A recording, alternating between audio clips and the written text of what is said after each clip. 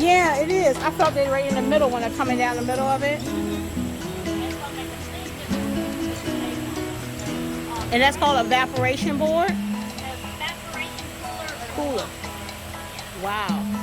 South calls it more swamp cooler. Up north, more evaporation.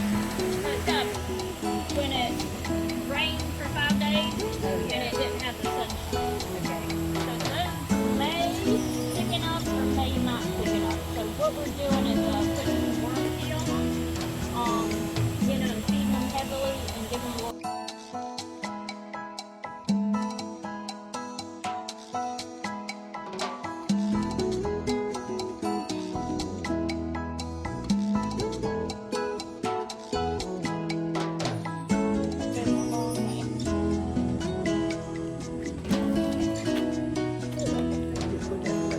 I know. But that's going to be the one right there. I know, you need to get out and read that. Put all that love on that one. You rubbed on it.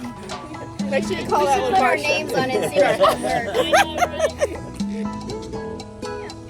Can you do this and turn these into microgreens? You can, yeah. So you can do the same kind of thing and have some to plant, transplant, some to harvest as microgreens. Yeah, you just cut them, Okay.